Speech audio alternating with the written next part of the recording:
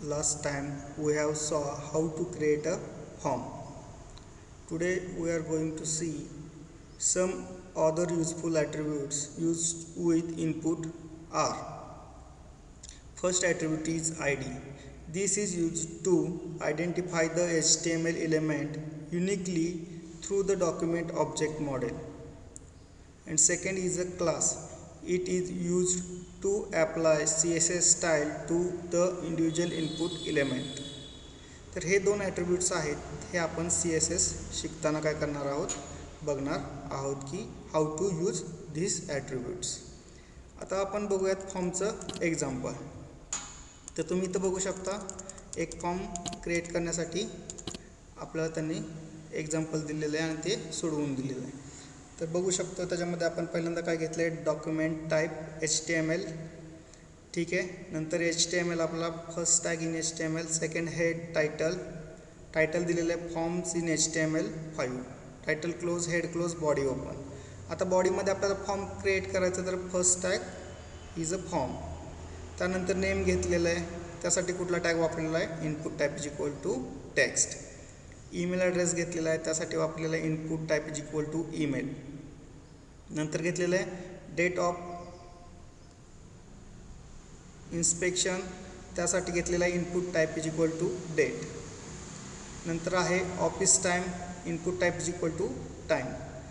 तर अशा प्रकारे काय केलेत, हे टॅग्स यूज केलेले आहेत. तुम्ही हे टॅग्स बघू शकता आणि एक एक्झाम्पल घरी सोडवण्याचा प्रयत्न करा की ॲक्च्युली हे टॅग्स वापरल्यावरती काय होतं, आपल्या ब्राउझरमध्ये काय होतं.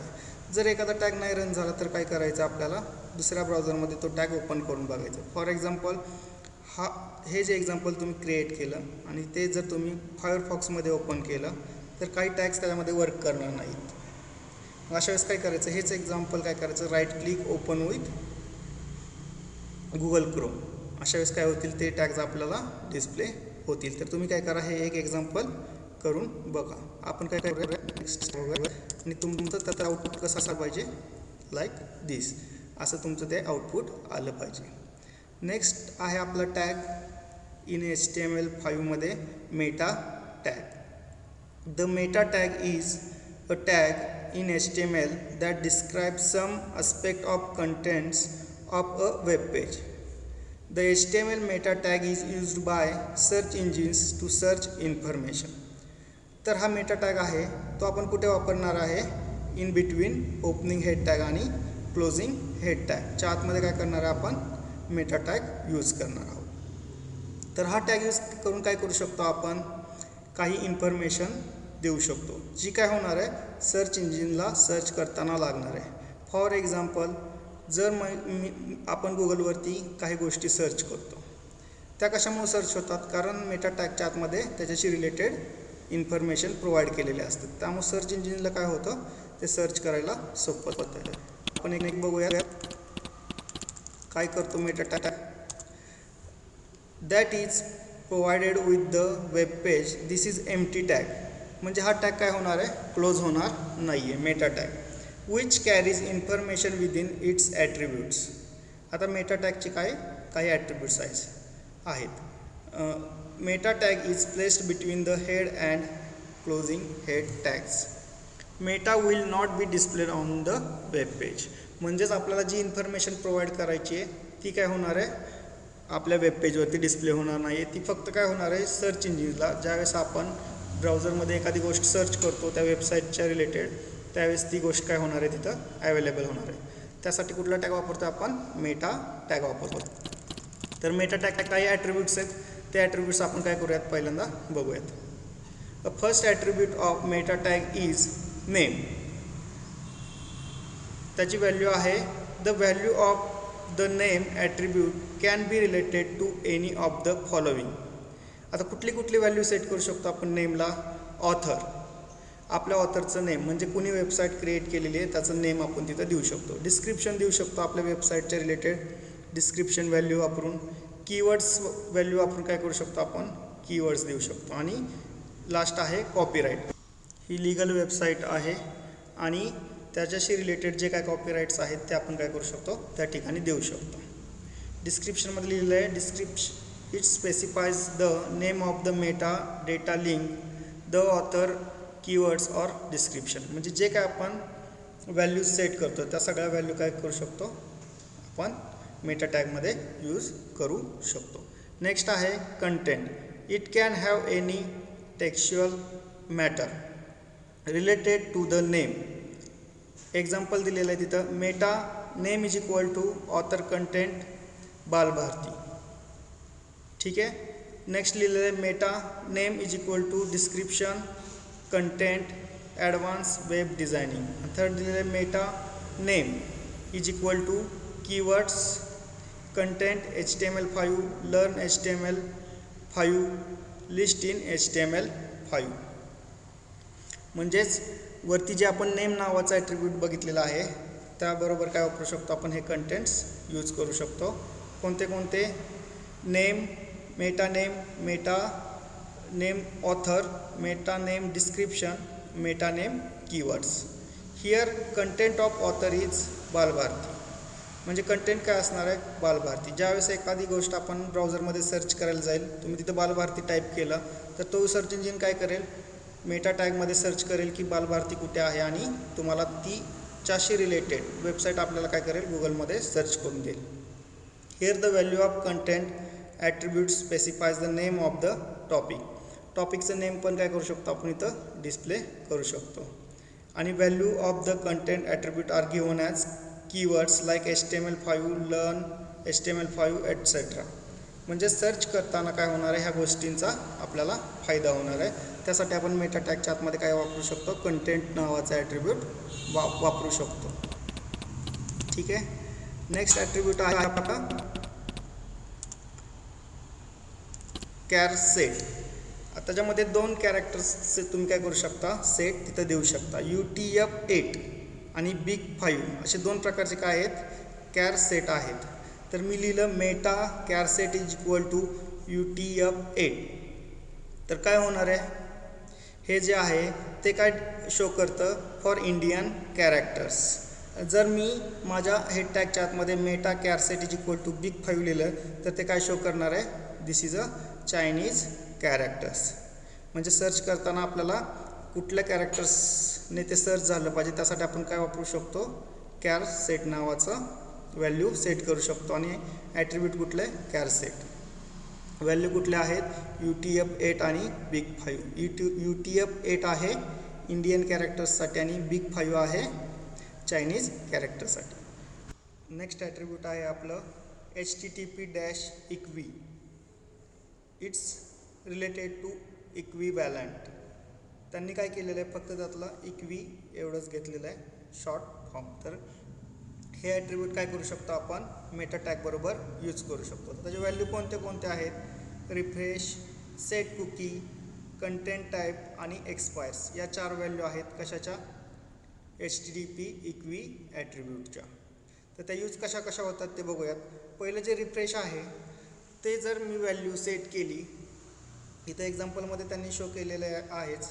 Meta HTTP-equi refresh content is equal to 5. तर काय होणार आहे? आपलं web page after 5 minutes refresh after 5 seconds काय होईल? ते रिफ्रेश होईल. नेक्स्ट जर मी व्हॅल्यू सेट केली सेट कुकीज तर काय होणार आहे? The browser sends the cookie back to the server. Browser काय करणार आहे? ज्या काय आपल्या कुकीज आहेत तो सर्व्हरला काय करणार आहे? सेंड करणार आहे. त्यानंतरचं आहे कंटेंट टाईप नावाचं व्हॅल्यू आहे. ती जर मी वापरली meta tag HTTP-equi is equal to काय केलं मी? Content type. आणि कंटेंट कुठला दिला? त्याच्यामध्ये is equal to text slash HTML आणि कॅरेक्टर सेट काय केला आहे? BIG5 दिलेला आहे. तर हे काय करणार आहे? Specifies the character encoding for the document. कुठल्या टाईपचे कॅरेक्टर्स त्या डॉक्युमेंटसाठी काय केलेत? एन्कोड केलेले आहेत ते शो करणार आहे. आणि लास्टचा आहे आपली व्हॅल्यू एक्सपायर्स. आता हे आपण बऱ्याच वेळा बघतो काय होतं? Here page session will be get expire at specified date and time. म्हणजेच तुम्हाला तुमचं पेज एखाद्या स्पेसिफिक डेटपर्यंत काय ठेवायचं? ॲक्टिवेट ठेवायचं आणि नंतर ते काय करायचं? एक्सपायर करायचं. तर तुम्ही काय करू शकता? ही व्हॅल्यू सेट करू शकता इक्वी नावाच्या आपल्या ॲट्रिब्यूट बरोबर. इथं केलेलं आहे त्यांनी बघा, meta HTTP equiv is equal to expires, content is equal to काय लिहिलं आहे, user ID is equal to PQR, expires is equal to Wednesday 8 February 2018 आणि टाईमसुद्धा सेट केलेला आहे. तर त्या दिवशी काय होईल, तुमचं वेब पेज काय होईल, एक्सपायर होईल. ठीक आहे. तर अशा प्रकारचे मेटा टॅगचे काय आहेत, ॲट्रिब्यूट्स आहेत, ते आपण काय करू शकतो, यूज करू शकतो. बट काय हे जे आपण ॲट्रिब्यूट्स यूज करतो आहे ते आपल्या वेब पेजवरती शो होणार नाही आहे. ठीक आहे.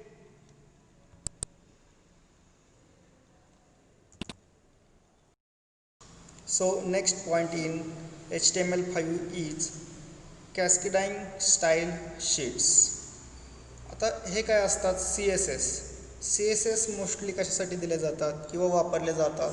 आपण वेब पेजवरती जर आपल्याला जे इफेक्ट्स द्यायचे ते इफेक्ट्स आपण काय करू शकत नाही की आपले नॉर्मल टॅग वापरून देऊ शकत नाही. तर अशा वेळेस काय करू शकतो, आपण CSS यूज करू शकतो आणि CSSने काय करू शकतो, आपण आपल्याला हवे त्या प्रकारचे इफेक्ट्स आपल्या वेब पेजवरती देऊ शकतो. CSS stands for Cascading Style Sheets. CSS describes how HTML elements are to be displayed on screen or in other media. CSS saves a lot of work. It can control the layout of multiple web pages all at once. म्हणजेच CSS काय करू शकतं, one time तुम्ही एक CSS create करून ठेवली तर ती तुम्ही काय करू शकता, मल्टिपल पेजेसला यूज करू शकता. त्यामुळे काय होणार आहे, आपलं वर्क रिड्यूस होणार आहे. CSS allows user to control the look and feel of several pages by changing a single source. CSS काय प्रोव्हाइड करते आपल्याला, सेव्हरल पेजेसचे काय करू शकतो आपण ॲट अ टाईम चेंजेस करू शकतो आणि त्यात काय करू शकतो, वेगवेगळ्या लुकमध्ये आपण वेब पेज काय करू शकतो, डिस्प्ले करू शकतो. ठीक आहे. नेक्स्ट आहे CSS सिंटॅक्स. तर आपण CSSचा काय करूयात, सिंटॅक्स बघूयात. त्यामध्ये कुठले कुठले पार्ट येतात, a selector and a declaration block. आता या ठिकाणी तुम्ही बघू शकता,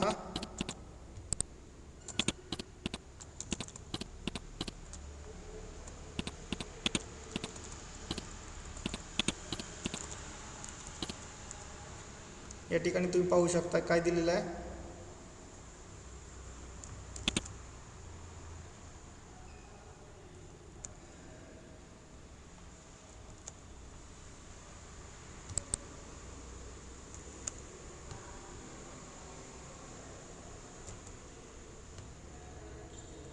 एक CSSचा ब्लॉक दिलेला आहे. ठीक आहे. तर आता आपण बघूयात. सुरुवातीला काय लिहिलं आहे, H1 काय आहे आपला, H1 is a tag. After that we are going to use curly braces और bracket for including a CSS for that tag. तर त्यानंतर काय लिहिलेलं आहे, कलर. तर कलर ही काय आहे, प्रॉपर्टी आहे. ती कशाला सेट होईल, आपल्या H1 टॅगला सेट होईल. ठीक आहे. नेक्स्ट नंतर काय दिलेलं आहे, कोलम दिलेला आहे. कोलन म्हणजे काय आहे, 2 डॉट्स आहे. तर CSS यूज करताना काय करतो, जर एखाद्या प्रॉपर्टीला व्हॅल्यू सेट करायची असेल तर मी काय यूज करतो, कोलन यूज करतो. तर कोलन काय यूज केलेत, येल्लो. ओके. कोलन नंतर काय यूज केलं, मी येल्लो नावाची व्हॅल्यू सेट केलेली आहे. म्हणजेच H1 नावाचा टॅग आहे, त्याला कलर कोणता येईल, येल्लो कलर येईल. नंतर सेमिकोलन दिलेला आहे, तुम्ही बघू शकता. सेमिकोलन म्हणजे काय आहे, सेपरेशन. म्हणजे 2 प्रॉपर्टीमध्ये मला सेपरेशन करायचे तर मी काय वापरणार आहे, सेमिकोलन वापरणार आहे. म्हणजेच पहिली प्रॉपर्टी काय माझी कलर आणि सेकंड प्रॉपर्टी आहे फॉन्ट. तर आता फॉन्ट नंतर सुद्धा काय केलेलं आहे, फॉन्ट डॅश साईज ही काय आहे, एक प्रॉपर्टी आहे, ती वापरली. कोलन आणि त्यानंतर लिहिलं 11 px, म्हणजे त्याची साईज किती दिलेली आहे, 11 पिक्सल्स सेट केलेली आहे. ठीक आहे. तर फॉन्ट साईज ही प्रॉपर्टी झाली. कोलन देऊन मी त्याची व्हॅल्यू काय सेट केली, 11 पिक्सल्स. अशा प्रकारे तुम्ही काय करू शकता, टॅगसाठी CSS इन्क्लूड करू शकता. आणि लास्टला काय केलेलं आहे, कर्ली ब्रेसेस क्लोज केलेलं आहे. ठीक आहे. तर ह्याच्यामध्ये आपण कुठल्या कुठल्या गोष्टी बघितल्या, एक सिलेक्टर्स म्हणजे काय असणार आहे, आपला टॅग असणार आहे. सेकंड आहे प्रॉपर्टी काय सेट करणार आहे की तो सिलेक्टर कशा प्रकारे ॲपियर होईल आपल्या वेब पेजवरती. ठीक आहे. तर H1चा कलर मला चेंज करायचा तर मी कुठलं प्रॉपर्टी यूज केली, कलर नावाची. आणि मला साईज चेंज करायची तर मी कुठली प्रॉपर्टी यूज केली, फॉन्ट साईज. आणि त्याच्या व्हॅल्यू कशा सेट करतो मी, कोलन देऊन, कोलन येल्लो. ठीक आहे. तर हे तुम्ही इथं बघू शकता की कशा प्रकारे त्यांनी व्हॅल्यू सेट केलेल्या आहेत. तर आपण आता डिस्क्रिप्शन बघूयात. सिलेक्टर म्हणजे काय असणार आहे, माझा कोणताही टॅग असणार आहे ज्यासाठी काय करू शकतो मी, माझे CSS सेट करू शकतो. नेक्स्ट आहे declaration block. The declaration block can contain one or more declarations separated by semicolon. For the above example there are 2 declarations. Declaration block काय असणार आहे की तुम्ही कुठल्या प्रकारची CSS त्यासाठी अप्लाय करताय तो ब्लॉक. आता वरतीच्या एक्झाम्पलमध्ये बघितलं आपण की काय केले होते, 2 प्रकारचे डिक्लरेशन केले होते. ठीक आहे. म्हणजेच प्रॉपर्टी सेट केल्या होत्या. कोणत्या कलर आणि फॉन्ट साईज. त्याला म्हणायचं डिक्लरेशन ब्लॉक. ठीक आहे. नेक्स्ट बघू आपण इथं बघू शकता property. Property is type of attribute of HTML element. It could be colour, border etcetera. म्हणजेच सुरुवातीला बघितलं आपण सिलेक्टरने काय आपण टॅग यूज करतोय, नंतर काय करत होतो त्याला प्रॉपर्टी सेट करतोय. A property is type of attribute of HTML element. It could be a color or border etc. Colour, border, आता फॉन्ट साईज बघितला आपण. ह्या प्रॉपर्टीज काय करू शकता तुम्ही यूज करू शकता. व्हॅल्यू म्हणजे काय असणार आहे, value are assigned to CSS properties. In the above example value yellow is assigned to colour property. Selector property 1 value 1 property 2 value 2. Example दिलेलं आहे. म्हणजे सिलेक्टर आपण H1 घेतला, प्रॉपर्टी कलर सेट केली, कोलनने काय केली त्याची व्हॅल्यू सेट केली, सेमिकोलन दिला, सेकंड प्रॉपर्टी यूज केली, त्याची व्हॅल्यू सेट केली. ठीक आहे. व्हॅल्यू कशासाठी सेट करतो आपण, प्रॉपर्टीसाठी. विथ एक्झाम्पल आपण हे बघूयात. आणि नेक्स्ट आहे टाईप ऑफ CSS. पण त्याआधी काय करूयात आपण एक एक्झाम्पल करून बघूयात आणि नंतर काय करूयात टाईप ऑफ CSS बघूयात. पण त्या अगोदर मी तुम्हाला डिक्लेअर करतो की किती टाईपचे CSS असतात. There are 3 type of CSS. First is inline CSS, second is embedded style sheet or internal CSS, or third is external CSS. But before that we are going to see one example. Let's see. तर या ठिकाणी काय करतो आपण CSSचं एक example बघतोय. तर हा CSSचा टाईप कुठला आहे, हा CSSचा टाईप आहे इंटरनल CSS. एवढं लक्षात ठेवा. आपण 3 टाईपचे CSS बघितले, इनलाईन CSS, इंटरनल CSS आणि एक्सटर्नल CSS. पण जो आत्ता आपण सिलेक्टर वगैरे बघितला, सिलेक्टर, प्रॉपर्टीज आणि व्हॅल्यूज, त्यासाठी काय करावं लागेल, मला एक एक्झाम्पल कशाचं घ्यावं लागेल, इंटरनल CSSचं. इंटरनल CSS करत असताना मी माझं नॉर्मल जसं वेब पेज क्रिएट करतो तसं वेब पेज क्रिएट करणार. HTML हे टायटल मी देतो CSS. टायटलच्या आतमध्ये मला आता कोणता टॅग वापरावा लागणार आहे, CSSसाठी स्टाईल नावाचा टॅग वापरावा लागणार आहे. आणि त्याच्या आतमध्ये मी काय करणार आहे, माझे CSS डिक्लेअर करणार आहे. बघा आता ओपनिंग स्टाईल टॅग आणि तुम्ही बघू शकता ओपनिंग स्टाईल टॅग आणि क्लोजिंग स्टाईल टॅगच्या आतमध्ये मी काय करतो, माझे CSS यूज करायचे. आत्ता मग अशा आपण पाहिलं त्यानुसारच मी कुठल्या टॅगसाठी लिहितोय, H1 टॅगसाठी काय करतोय, माझी CSS लिहितोय. त्यानंतर काय करतोय मी ओपनिंग कर्ली ब्रॅकेट आणि क्लोजिंग कर्ली ब्रॅकेट. हे CSS लिहिण्याचं काय आहे, सिंटॅक्स आहे. त्यामध्ये आता मला काय सेट करावं लागेल, H1 झाला माझा सिलेक्टर. त्यानंतर मला काय सेट करावं लागणार आहे आता प्रॉपर्टी. तर मी काय करतो COLR कलर, इथं काय वापरतोय कोलन आणि कुठला करतो कलर रेड. ठीक आहे. इथं मी डबल कोट वगैरे काही वापरत नाही. आता सेकंड वापरायचं आहे तर मी काय देणार, सेमिकोलन देऊन काय केलं मी सेपरेशन केलं. कशामध्ये, माझी प्रॉपर्टी कुठली सेट करायची त्यामध्ये. आता सेकंड प्रॉपर्टी कुठली होती, फॉन्ट डॅश साईज. कोलन देऊन काय देतो मी त्याची साईज देतो. आता मी काय करतो एक जास्त साईज देतो 25 px 25 पिक्सेल्स. ही फाईल मी सेव्ह करतो. ठीक आहे. आता मी CSS कुठे लिहिली आहे बघा H1च्या स्टाईलच्या आतमध्ये काय केलं H1 टॅगसाठी काय केली मी CSS लिहून ठेवलेली आहे. इथं तुम्ही पाहिलं. ठीक आहे. असं तुम्ही दुसऱ्या टॅगसाठी सुद्धा काय करू शकता CSS लिहून ठेवू शकता. आता पॅराग्राफ टॅगसाठी काय करतो मी एक CSS लिहितो. त्यासाठी काय केलं opening curly bracket closing curly bracket. त्यासाठी मी काय करतो कलर कोलन कुठला कलर घेतो मी आता इथं बघा येल्लो घेतो. ठीक आहे. नंतर काय करतो मी सेमीकोलन सेपरेशन केलं फॉन्ट साईज डॅश साईज नावाची प्रॉपर्टी यूज केली. त्याच्यामध्ये मी काय वापरतो फॉन्ट साईज वापरतो 50 px सेव्ह करतो. आता इथं फक्त काय केलं मी स्टाईलच्या आतमध्ये डिक्लेरेशन केलेलं. हे टॅग मला कुठं वापरावं लागणार आहेत माझ्या बॉडीच्या आतमध्ये. ज्यावेळेस मी बॉडीमध्ये H1 टॅग वापरणार आहे माझा H1 नावाचा टॅग वापरणार आहे आणि त्याच्यामध्ये मी लिहिलं TC कॉलेज. ठीक आहे. आणि H1 टॅग काय केला मी क्लोज केला. क्लोज माझा H1. ठीक आहे. सेव्ह करतो. सेकंड कुठला टॅग वापरला आहे मी परत एकदा मी H1 टॅग वापरतो.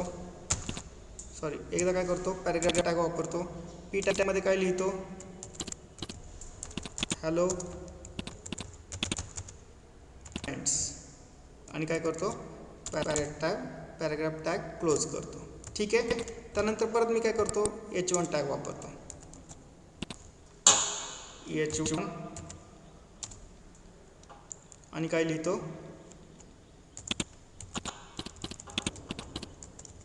इन्फॉर्मेशन टेक्नॉलॉजी आणि काय करतो माझा H1 टॅग क्लोज करतो. ही फाईल मी सेव्ह करतो. आता माझ्या ब्राउझरला जातो. आता काय होते बघा ब्राउझर रिफ्रेश करतो तर तुम्ही इथं बघू शकता आउटपुट माझ्या वेबपेजवरती काय आउटपुट आलेलं आहे ते तुम्ही इथं बघू शकता.